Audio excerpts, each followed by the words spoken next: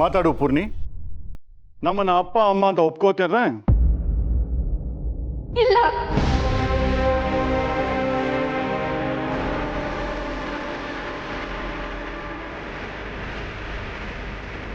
ನಾನು ನಿಮ್ಮನ್ನ ಯಾವುದೇ ಕಾರಣಕ್ಕೂ ಅಪ್ಪ ಅಂತ ಕರೆಯಲ್ಲ. ಡಬ್ಲಿ ಅನ್ಸ್ಕೊಂಡು ಬದುಕಿದ್ರು ಪರವಾಗಿಲ್ಲ, ಆದ್ರೆ ನಿಮ್ಮಂತ ನೀಚ್ ಬುದ್ಧಿ ಇರೋನ್ನ ಅಪ್ಪ ಅಂತ ಮಾತ್ರ ಅನ್ಕೊಳ್ಳಲ್ಲ.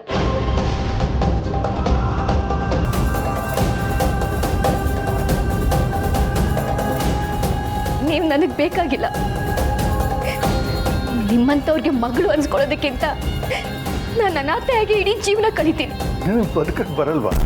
ನೀನು ಈ ಮನೆಯವ್ರ ಥರ ಓವರ್ ಆಕ್ಟ್ ಮಾಡಕ್ಕೆ ಬರಬೇಡ.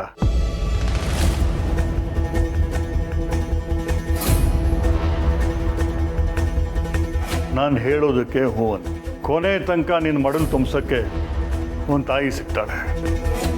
ನಿನಗೆ ತವ್ರ ಮನೆಯೂ ಸಿಗತ್ತೆ, ಕೈಯಲ್ಲಿ ಒಂದಷ್ಟು ಆಸ್ತಿನೂ ಕೊಡ್ತೀನಿ. ಒಪ್ಕೋ. ಜನಾರ್ದನ್,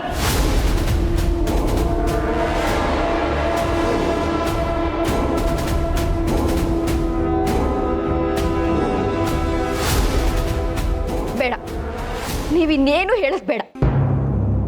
ನಿಮ್ಮಂಥ ಮೋಸ್ಗಾರನ ನಾನು ಅಪ್ಪ ಅನ್ಕೊಂಡಲ್ಲ, ಆ ತಪ್ಪಿಗೆ ಈ ಶಿಕ್ಷೆ ಆಗ್ಬೇಕಂದೆ.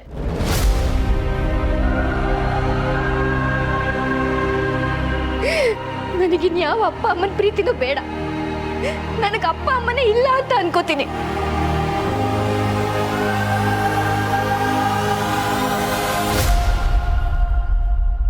ಆದ್ರೆ ನಿಮ್ಮ ಸ್ವಾರ್ಥಕ್ಕೋಸ್ಕರ ಪವಿತ್ರವಾಗಿರೋ ತಂದೆ ತಾಯಿ ಪ್ರೀತಿನ ಆಡ ಇಡಲ್ಲ. ಬುದ್ಧಿ ಇಲ್ಲ ನಿಂಗೆ. ಬೀದಿ ಬಿಕಾರಿಗೆ ಒಂದಷ್ಟು ಆಸ್ತಿ ಕೊಟ್ಟು ನನ್ನ ಮನೆ ಮಗಳ ಥರ ನೋಡ್ಕೊಳ್ಳೋಣ ಅನ್ಕೊಂಡೆ, ಆದ್ರೆ ಕಡೆಗೂ ನಿನ್ನ ಬಿಕಾರಿ ಬುದ್ಧಿ ತೋರಿಸ್ಬಿಟ್ಟೆ ಅಲ್ವಾ? ಜನಾರ್ದನ್, ನನ್ನ ಹೆಂಡತಿ ಬಗ್ಗೆ ಇನ್ನು ಒಂದು ಮಾತಾಡಿದ್ರು ನಾನು ಏನು ಮಾಡ್ತೀನೋ ನನಗೆ ಗೊತ್ತಿಲ್ಲ. ಇನ್ನು ನನ್ನ ಕೈಯಿಂದನೂ ಏಡ್ತೀನೋ ಆಸೆ ಇದ್ರೆ ಇಲ್ಲೇ ನಿಂತ್ಕೊಂಡು ಮಾತಾಡಿ, ಇಲ್ಲ ಅಂದ್ರೆ ಈಗಲೆಲ್ಲಿಂದ ಹೊರಡೆ. ಹೇಳಿದ್ ಕೇಳಿಸಿಲ್ವಾ? ಕುತ್ತಿಗೆ ಹಿಡಿದು ದಬ್ಬಬೇಕಾ? ನಿನ್ನಂತವನಿಗೆ ಈ ಮನೆಯೊಳಗೆ ಹೆಜ್ಜೆ ಇಡಕ್ಕೂ ಯೋಗ್ಯತೆ ಇಲ್ಲ. ಸಾಕು ಸುಮ್ಮನೆ ರೀ. ನನ್ನನ್ನೇ ಮನೆಯಿಂದ ಹೊರಗಡೆ ಹಾಕ್ತೀರಾ? ಅದು ಅಷ್ಟು ಸುಲಭ ಅನ್ಕೋಬೇಡ.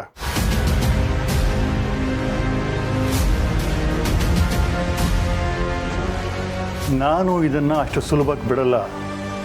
ಏನೇ ಆದರೂ ನೀವು ನನ್ನ ಹತ್ರ ಬರಲೇಬೇಕು. ಈ ಮನೆ ಸೊಸೆ ನನ್ನ ಮಗಳು ಅನ್ನೋದು ಮರಿಬೇಡ. ಯಾವಳು ನಿಮ್ಮ ಮಗಳು? ಅಪ್ಪ ಮಗಳು ಸಂಬಂಧದ ಬೆಲೆ ಗೊತ್ತಾ ನಿಮ್ಗೆ? ನೀವು ಮನುಷ್ಯ ಆಗಿದ್ರೆ ಅಲ್ವಾ ಸಂಬಂಧದ ಬೆಲೆ ಗೊತ್ತಾಗಕ್ಕೆ.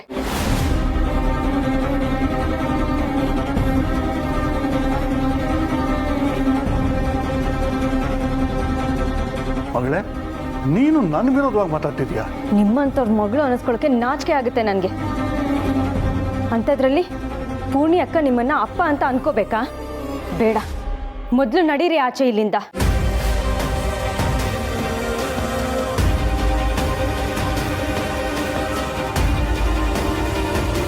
ನೀವು ಮಾಡಿರೋ ಅನಿಷ್ಟ ಬುದ್ಧಿಯಿಂದ ಗೊತ್ತೋ ಗೊತ್ತಿಲ್ಲದೇನೋ ನನಗೆ ಅಕ್ಕ ಸಿಕ್ಕಿದ್ದಾರೆ. ನಾನಾದರೂ ಆ ಪ್ರೀತಿನ ಕಾಪಾಡ್ಕೊತೀನಿ. ಹೊರಟೋಗಿ ಇಲ್ಲಿಂದ. ನಿಮ್ಮೆಲ್ರಿಗೂ ಏನೋ ಆಗಿದೆ. ಈಸಿಯಾಗಿ ಸಾಲ್ವ್ ಆಗೋ ವಿಷಯನ ಎಲ್ಲರೂ ಸೇರ್ಕೊಂಡು ಕಾಂಪ್ಲಿಕೇಟ್ ಮಾಡ್ತಿದ್ದೀರಾ. ಹಾಗೆ ಅಂತ ಅಷ್ಟು ಸುಲಭಕ್ಕೆ ನಾನು ಯಾವುದನ್ನು ಬಿಟ್ಕೊಡಲ್ಲ. ನಿನಗೂ ಅಷ್ಟು ಸುಲಭಕ್ಕೆ ಯಾವುದು ದಕ್ಕೋದಿಲ್ಲ. ಎಲ್ಲರೂ ಹೇಳ್ತಾ ಇದ್ದಾರೆ ತಾನೇ, ನಡಿ ಆಚೆಗೆ. ಹೆತ್ತ ಮಗಳೇ ಕುತ್ತಿಗೆ ಹಿಡಿದು ಆಚೆ ತಳ್ತೀನಿ ಅಂತ ಹೇಳ್ತಿದ್ದಾಳೆ. ಇನ್ನೂ ಯಾಕೆ ಇಲ್ಲ ನಿಂತಿದ್ದೀರಾ? ಹೋಗಿ ಆಚೆ.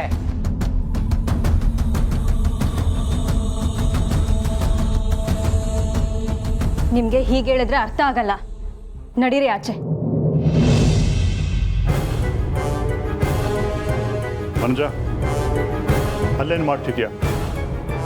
ಅವಳಿಗೆ ನಿನ್ನ ಅಮ್ಮ ಅಂತ ಕರೆಯೋ ಯೋಗ್ಯತೆ ಇಲ್ಲ. ಅಂದ್ರೆ ಪೂರ್ಣಿ ನನ್ನ ಮಗಳಲ್ವಾ?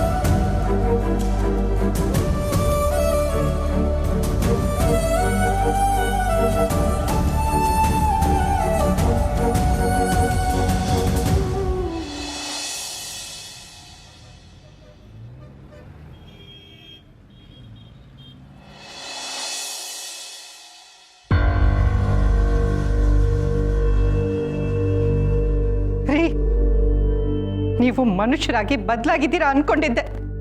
ಖಂಡಿತ ಇಲ್ಲ. ಕೋಸುಂಬೆ ಬಣ್ಣ ಅಷ್ಟೇ ಬದಲಾಯಿಸೋದು, ತಾನು ಬದಲಾಗೋದಿಲ್ಲ.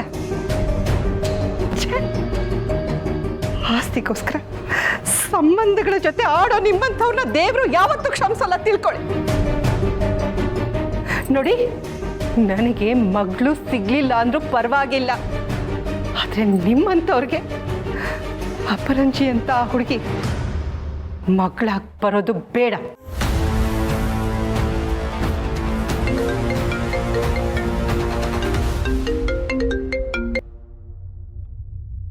Hello dad. ಡ್ಯಾಡ್? ಯಾರು ಮೇಡಮ್ ನೀವು? ಅಲ್ಲಿ ಎಲ್ರ ಮುಂದೆ ನನ್ನನ್ನೇ ಅಂದು ಇವಾಗ ಡ್ಯಾಡ್ ಅಂತ ಕರಿತಾ ಇದ್ದೀರಾ?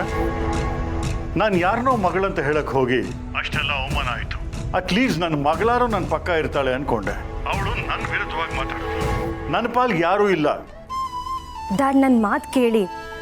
ಅವಾಗೇನಾದರೂ ನಾನು ನಿಮ್ಮ ಪರವಾಗಿ ಮಾತಾಡಿದಿದ್ರೆ ಆ ಕ್ಷಣನೇ ನನ್ನ ಕಥೆ ಹಿಡಿದು ಆಚೆ ಆಗ್ತಾಯಿದ್ರು. ಅಥವಾ ನಾನೇನಾದರೂ ಸುಮ್ಮನೆ ಇದ್ದಿದ್ರೆ ಅಪ್ಪ ಮಗಳು ಸೇರಿಕೊಂಡೆ ಪ್ಲ್ಯಾನ್ ಮಾಡ್ತಿದ್ದಾರೆ ಅನ್ಕೊತಿದ್ರು. ಅದಕ್ಕೆ ಹಾಗೆಲ್ಲ ಮಾತಾಡಿದೆ ಡ್ಯಾಡ್. ಈ ಮನೆಯಲ್ಲಿ ನನ್ನ ಸ್ಥಾನ ಗಟ್ಟಿಯಾಗಬೇಕಾಗಿತ್ತು. ಈ ಮನೇಲಿ ನಿಂತ್ಕೊಂಡೆ ಈ ಮನೆಯವ್ರನ್ನ ನಾಶ ಮಾಡಬೇಕು ಡ್ಯಾಡ್. ನಾನು ಈ ಮನೆಯಿಂದ ಆಚೆ ಬಂದುಬಿಟ್ರೆ ನಮ್ಮ ಕೋಪ ಕಮ್ಮಿ ಆಗಲ್ಲ. ಈ ಮನೆಯವ್ರನ್ನ ಏನೂ ಮಾಡೋಕ್ಕೂ ಆಗಲ್ಲ. ನನ್ನ ರಕ್ತ ಕುದೀತಿದೆ ಡ್ಯಾಡ್. ನನ್ನ ಕಣ್ಮುಂದೆನೇ ಆ ಮಾಧವ್ ಅವರು ನಿಮ್ಮ ಮೇಲೆ ಕೈ ಮಾಡಿಬಿಟ್ರು. ಇನ್ನು ಆ ಪೂರ್ಣಿ ನಿಮ್ಗೆ ಹೇಗೆಲ್ಲ ಬೈದು ನಿಮ್ಮನ್ನು ರಿಜೆಕ್ಟ್ ಮಾಡಿಬಿಟ್ಲು. ಬಿಡಲ್ಲ ಡ್ಯಾಡ್, ಇವ್ರು ಯಾರನ್ನೂ ನಾನು ಸುಮ್ಮನೆ ಬಿಡಲ್ಲ. ಒಬ್ಬೊಬ್ಬರಿಗೂ ನರಕ ತೋರಿಸ್ತೀನಿ. ನಿಮಗೆ ಅವಮಾನ ಆಗಿದ್ದ ಮನೆ ನಾಳೆ ದಿನ ಸ್ಮಶಾನ ಆಗಬೇಕು. ಎಲ್ಲರೂ ಕಣ್ಣೀರಲ್ಲೇ ಕೈ ತೊಳಿಬೇಕು.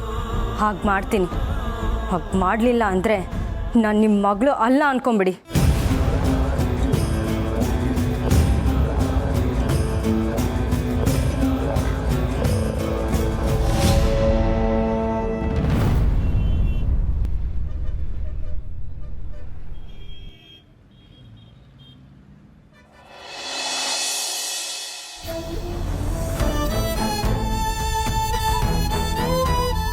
ನಮ್ಮ ಗಿರಿಗಿಟ್ಲೆ ಇವನ ಮಗಳು ಅಲ್ಲವೇ ಅಲ್ಲ. ಕೇವಲ ಆಸ್ತಿಗೋಸ್ಕರ ಅವಳ ಹಿಂದೆ ಬಿದ್ದಿದ್ದಾನೆ. ಸಂಬಂಧಗಳ ಜೊತೆಯಲ್ಲಿ ಆಟ ಆಡ್ತಾ ಇದ್ದಾನೆ. ಬೇರೆ ಯಾರನ್ನೂ ನಂಬಿ ಕರ್ಕೊಂಬಂದು ಹಾಳಾಗಕ್ಕಿಂತ ಈ ಹುಡುಗಿನ ಬಳಸ್ಕೊಂಡ್ರೆ ಆಸ್ತಿನ ಉಳಿಸ್ಕೋಬೋದು ಅಂದ್ಕೊಂಡೆ.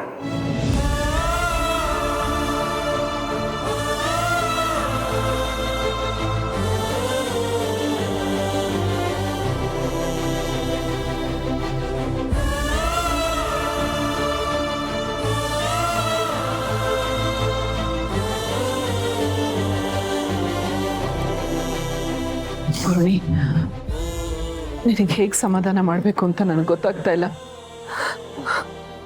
ಸಮಾಧಾನ ಮಾಡೋ ಧೈರ್ಯನೂ ಇಲ್ಲ. ಹೌದು ಪೂರ್ಣಿ, ನೀನು ಅನುಭವಿಸ್ತಿರೋ ನೋವು ನಿನಗೆ ಗೊತ್ತು. ತಂದೆ ತಾಯಿ ಇಲ್ಲ ಅಂದರೆ ತಡ್ಕೋಬೋದು. ತಂದೆ ತಾಯಿ ಯಾರು ಅಂತ ಗೊತ್ತಿಲ್ಲ ಅಂದ್ರೂ ಆ ಒದ್ದಾಟನ ಸಹಿಸ್ಕೋಬೋದು. ಆದರೆ ತಂದೆ ತಾಯಿ ಹೆಸರಲ್ಲಿ ಮತ್ಯಾರೋ ಬಂದು ನಮ್ಮ ಭಾವನೆಗಳಿಗೆ ಮೋಸ ಮಾಡಿಬಿಟ್ರೆ ಆ ನೋವನ್ನು ಸಹಿಸ್ಕೊಳ್ಳೋದು ತುಂಬ ಕಷ್ಟ ಆಗುತ್ತೆ. ನೋಡು ಪೂರ್ಣಿ, ನಿನ್ನ ಜೀವನದಲ್ಲಿ ಇದೆಲ್ಲ ಆಗ್ತಾ ಇದೆ ಅಂದರೆ ಇದ್ರ ಹಿಂದೆ ಯಾವುದೋ ದೊಡ್ಡ ಕಾರಣ ಇದ್ದೇ ಇರುತ್ತೆ. ಮುಂದೆ ಒಂದಲ್ಲ ಒಂದಿನ ನಿನಗೆ ಒಳ್ಳೇದಾಗತ್ತೆ ಅನ್ನೋ ಸೂಚನೆ ಇದು ಅಂತ ಅನ್ಕೋ. ನೋಡು, ನಿನ್ನ ಜೊತೆ ನಾವೆಲ್ಲ ಇದ್ದೀವಿ. ಅವೇ ಇದ್ದಾನೆ. ಈ ಮನೆಗೆ ನೀನು ಮಹಾಲಕ್ಷ್ಮಿ ಇದ್ದ ಹಾಗೆ. ನಡೆದಿದ್ದನ್ನೆಲ್ಲ ಮರ್ತುಬಿಟ್ಟು ನಮ್ಮ ಜೊತೆ ನೆಮ್ಮದಿಯಿಂದ ಇದ್ಬಿಡು. ಪೂರ್ಣಿ, ನಿನಗೆಷ್ಟು ಬೇಜಾರಾಗಿದೆ ಅಂತ ನನಗೆ ಗೊತ್ತು. ಆದರೆ ನೀನು ಅವ್ರನ್ನ ಅಪ್ಪ ಅಮ್ಮ ಅಂದ್ಕೊಂಡು ತುಂಬ ದಿನಗಳಾದಮೇಲೆ ಈ ಸತ್ಯ ಗೊತ್ತಾಗಿದ್ದರೆ ನಿನ್ಗೆ ಇದಕ್ಕಿಂತ 100 ಪಟ್ಟು ನೋವು ಜಾಸ್ತಿ ಆಗಿರೋದು. ಹೇಗೋ ಅವ್ರ ಯೋಗ್ಯತೆ ಏನಂತ ಈಗಲೇ ಗೊತ್ತಾಗೋಯ್ತು. ಅಂಥ ವ್ಯಕ್ತಿ ನಿನ್ನ ತಂದೆ ಆಗದೆ ಇರೋದು ಒಳ್ಳೇದಾಯ್ತು ಬಿಡು. ರೀ, ಅದೇನೋ ಗೊತ್ತಿಲ್ಲ, ನನಗವ್ರು ಮೋಸ ಮಾಡಿದ್ದಾರೆ ಅಂತ ಗೊತ್ತಿದ್ರು ನನಗೆ ಬೈಕೊಳಕ್ಕಾಗ್ತಿಲ್ಲ. ಅವ್ರ ಮೇಲೆ ಕೋಪನೂ ಬರ್ತಿಲ್ಲ.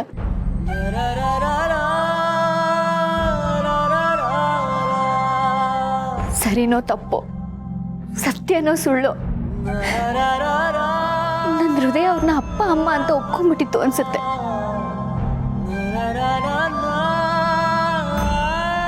ನನ್ನ ಜೀವನದಲ್ಲಿ ಯಾಕೆ ಹೀಗಾಗ್ತಿದೆ? ಇಲ್ಲ, ಇನ್ ಮುಂದೆ ನಾನು ಯಾವುದಕ್ಕೂ ಆಸೆ ಪಡಲ್ಲ.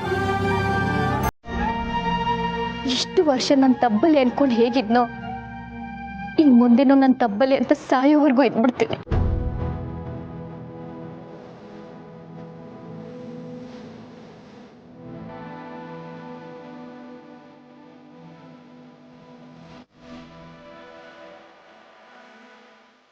ಯಾಕೆ ಪೂರ್ಣಿ ಹಾಗೆ ಮಾತಾಡ್ತೀಯ? ನಾವೆಲ್ಲ ಬದುಕಿರುವಾಗ ನೀನು ತಬ್ಲಿ ಹೇಗಾಗ್ತೀಯ? ನೋಡು, ನಿನ್ನನ್ನು ಹೆತ್ತಿರೋರು ಯಾರೇ ಇರ್ಬೋದು, ಆದರೆ ಅವ್ರಿಗಿಂತ 10 ಪಟ್ಟು ಜಾಸ್ತಿ ಪ್ರೀತಿ ತೋರಿಸೋ ತಂದೆ ಸ್ಥಾನದಲ್ಲಿ ನಾನಿದ್ದೀನಿ. ನಿನ್ನನ್ನು ಹೆತ್ತ ಮಗಳಿಗಿಂತ ಹೆಚ್ಚಾಗಿ ಕೇರ್ ಮಾಡೋ ತಾಯಿ ಸ್ಥಾನದಲ್ಲಿ ತುಳಸಿಯವರಿದ್ದಾರೆ. ಪೂರ್ಣಿ, ನಿನಗೆ ಮತ್ತೆ ಮತ್ತೆ ನೆನಪಿಸ್ತಾ ಇದ್ದೀನಿ, ನೀನು ನನಗೆ ಸೊಸೆ ಅಲ್ಲ, ನನ್ನ ಮಗಳು. ಪೂರ್ಣಿ, ನೀನು ಈ ರೀತಿ ಕಣ್ಣೀರು ಹಾಕ್ತಾ ನೋವು ಪಡ್ತಾ ಇದ್ರೆ ನಮ್ಗೆ ಯಾರಿಗೂ ಕೈ ಕಾಲೇ ಆಡಲ್ಲ. ನಿನ್ನ ಮನ್ಸಿಗೆ ನೋವಾದ್ರೆ ನಮಗೆ ಸಂಕಟ ಆಗತ್ತೆ. ನೀನು ಯಾವಾಗಲೂ ನಗ್ನಗ್ತಾ ಇರಬೇಕು. ನೀನು ಖುಷಿಯಾಗಿರೋದನ್ನ ನೋಡೋಕ್ಕೆ ನಾವು ಆಸೆ ಪಡ್ತಾ ಇದ್ದೀವಿ. ನಮ್ಮ ಆಸೆ ನಿರಾಸೆ ಮಾಡಬೇಡ.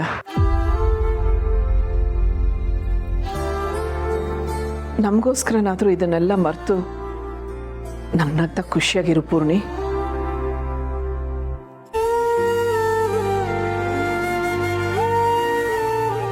ಎಂಥ ತಡ್ಡಿ ನಾನು. ನನ್ನ ಸುತ್ತ ಸಮುದ್ರದಷ್ಟು ಪ್ರೀತಿ ಇದ್ರು ನನಗೆ ಸಿಗದೆ ಇರೋ ಹನಿ ಪ್ರೀತಿಗೋಸ್ಕರ ಹುಡುಕ್ತಾ ಅಲಿತಾ ಇದ್ದೆ.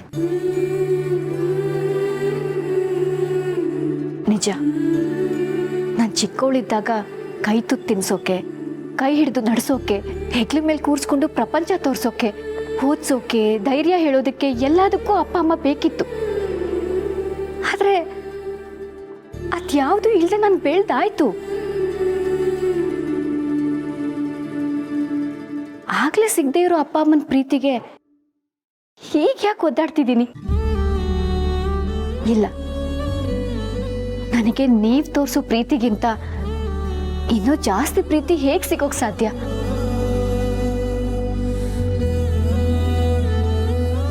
ಮಕ್ಕಳಿಗಿಂತ ಹೆಚ್ಚಾಗಿ ಪ್ರೀತಿಸೋ ನಿಮ್ಮನ್ನ ಅಪ್ಪ ಅಮ್ಮ ಅಂತ ಅನ್ಕೊಳ್ದೆ ಇನ್ಯಾರನ್ನೋ ಹುಡ್ಕೋ ದಟ್ಟತನ ಮಾಡ್ಬಿಟ್ಟೆ. ದಯವಿಟ್ಟು ನನ್ನ ಕ್ಷಮಿಸಿ ಅಮ್ಮ.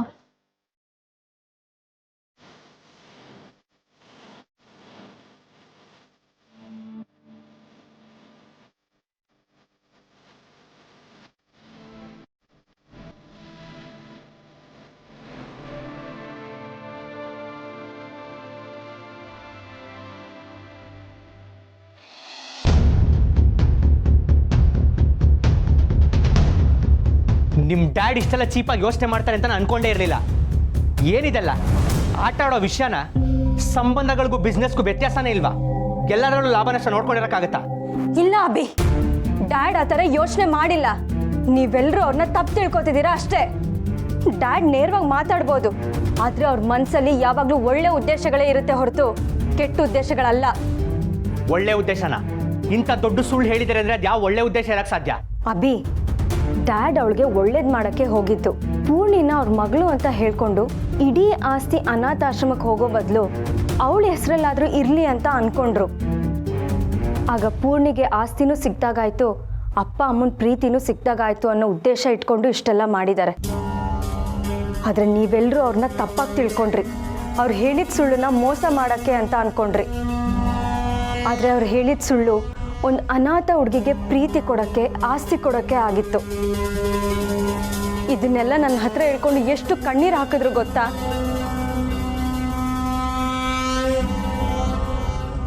ಹೌದಾ? ಅವ್ರು ಈ ಥರ ಯೋಚನೆ ಮಾಡಿದ್ರ? ಮತ್ತಿನ್ನೇನು ಅಭಿ, ಎಲ್ಲರೂ ಅವ್ರ ಮಾತುಗಳನ್ನ ಕೇಳ್ಕೊಂಡು ಅವ್ರನ್ನ ಕೆಟ್ಟವ್ರು ಅನ್ಕೊಂಡ್ರೆ ಹೊರತು ಅವ್ರ ಮನಸ್ಸನ್ನ ಅರ್ಥ ಮಾಡ್ಕೊಳ್ಳೋ ಪ್ರಯತ್ನ ಯಾರೂ ಪಡಲಿಲ್ಲ. ಹಾಗಾದರೆ ನಮ್ಮ ಮನೆಯವರೇ ದುಡುಕ್ಬಿಟ್ರಾ? ಬರೀ ದುಡುಕಿದ್ದಲ್ಲ, ನಮ್ಮ ಡ್ಯಾಡ್ಗೆ ಅವಮಾನ ಮಾಡಿದ್ರು. ಎಂತೆಂಥ ಮಾತುಗಳಾಡಿದ್ರು. ಡ್ಯಾಡಿ ಅಂತೂ ಸಾಯೋ ಮಾತೆಲ್ಲ ಆಡ್ಬಿಟ್ರು. ಇಷ್ಟೆಲ್ಲ ಆದಮೇಲೂ ನನಗಾದ್ರೂ ಈ ಮನೇಲಿ ನೆಮ್ಮದಿಯಾಗಿ ಇರಬೇಕು ಅನ್ಸುತ್ತಾ ಹೇಳು? ದೀಪಿಕಾ ಏನು ಮಾತಾಡ್ತಿದ್ಯಾ? ಹೌದು ಅಭಿ, ನಮ್ಮ ಡ್ಯಾಡ್ಗೆ ಅವಮಾನ ಮಾಡಿದ ಮನೆಯಲ್ಲಿ ನಾನು ಹೇಗೆ ನೆಮ್ಮದಿಯಾಗಿರಲಿ? ಆ ಪೂರ್ಣಿ ಇಲ್ದೇ ಇರೋ ಅಪ್ಪ ಅಮ್ಮನೆಲ್ಲ ಹುಡುಕಿ ಅವ್ರಿಗೋಸ್ಕರ ಎಷ್ಟೆಲ್ಲ ರಾದ್ದಾಂತ ಮಾಡಿದ್ಲು. ಆದರೆ ನಾನು ನನ್ನ ಕಣ್ಣೆದುರಿಗೆ ನಮ್ಮ ಅಪ್ಪ ಅಮ್ಮಂಗೆ ಅವಮಾನ ಆಗ್ತಿದ್ರೆ ನೋಡಿಕೊಂಡು ಹತ್ಕೊಂಡು ಸುಮ್ಮನೆ ಇರಬೇಕಾಯ್ತು. ನನ್ನ ಕಷ್ಟ ಯಾರಿಗೂ ಕಷ್ಟನೇ ಅನ್ಸಲ್ಲ ಅಲ್ವಾ? ಹಾಗೆ ನೋಡಿದ್ರೆ ನಿಜವಾಗ್ಲೂ ಈ ಮನೆಯಲ್ಲಿ ಅನಾಥೆಯಾಗಿ ಬದುಕ್ತಿರೋದು ಪೂರ್ಣಿ ಅಲ್ಲ, ನಾನು. ನಂಗೆ ಈ ಮನೆಯಲ್ಲಿ ಒಂಟಿಯಾಗಿ ಬದುಕ್ತಿದ್ದೀನೇನೋ ಅನ್ನಿಸ್ತಿದೆ. ದೀಪಿಕಾ ಹಾಗೆಲ್ಲ ಮಾತಾಡ್ಬೇಡ. ನಾನು ನಿಮ್ಮ ಡ್ಯಾಡಿ ಈ ಥರ ಎಲ್ಲ ಯೋಚನೆ ಮಾಡಿದ್ರು ಅಂತ ಗೊತ್ತೇ ಆಗಲಿಲ್ಲ. I am really sorry. ನಿನ್ನೆ ನಾನು ನಿಮ್ಮ ಡ್ಯಾಡ್ನ ಕರೆಕ್ಟಾಗಿ ಅರ್ಥ ಮಾಡ್ಕೊಳ್ದೆ ನಾನೇನೋ ತಪ್ಪು ತಿಳ್ಕೊಂಬಿಟ್ಟಿದ್ದೆ. ನೀನೇ ಅವ್ರನ್ನ ಸಮಾಧಾನ ಮಾಡೋ ದೀಪಿಕಾ, ಪ್ಲೀಸ್. ನಮ್ಮ ಮನೆಯವ್ರಿಗೆಲ್ಲ ಏನೋ ಆಗಿದೆ, ಎಲ್ಲದರಲ್ಲೂ ತಪ್ಪೇ ಹುಡುಕ್ತಾರೆ. ನೀನು ನಮ್ಮ ಮನೆಯವ್ರ ಬಗ್ಗೆ ಯೋಚನೆ ಮಾಡಬೇಡ, ಬಿಟ್ಟಾಕು. ನಿಮ್ಮ ಡ್ಯಾಡಿ ಹತ್ರ ಸಾರಿ ಕೇಳಿದೆ ಅಂತ ಹೇಳು. ಏನು ಮಾಡೋದು, ನಿಮ್ಮ ಅಪ್ಪ ಅಮ್ಮನ ಮಗಳಾಗೋದಕ್ಕೆ ನಮ್ಮ ಅತ್ತಿಗೆಗೆ ಅದೃಷ್ಟ ಇಲ್ಲ. ಒಳ್ಳೆಯವ್ರಿಗೆ ಕಾಲ ಅಲ್ಲ ಅಂತಾರಲ್ಲ ಅಭಿ, ಅದು ಇದಕ್ಕೆ ಇರಬೇಕು. ಈ ಪ್ರಪಂಚದಲ್ಲಿ ಒಳ್ಳೆಯವ್ರನ್ನ ಯಾರೂ ನಂಬಲ್ಲ. ನಾನು ನಂಬ್ತೀನಿ ದೀಪಿಕಾ. ನೀನಾಗಲಿ ನಿಮ್ಮ ಡ್ಯಾಡ್ ಆಗಲಿ ಏನೇ ಮಾಡಿದ್ರು ನನ್ನೊಳ್ಳೇದಕ್ಕೆ ಅಂತ ನಾನು ನಂಬ್ತೀನಿ. ನೀನು ಒಬ್ಬ ನನ್ನನ್ನು ನಂಬಿದ್ರೆ ಸಾಕು ಕಣ. ಇಡೀ ಮನೆಯವ್ರನ್ನೆಲ್ಲ ನಾನು ಆಟ ಆಡಿಸ್ತೇನೆ.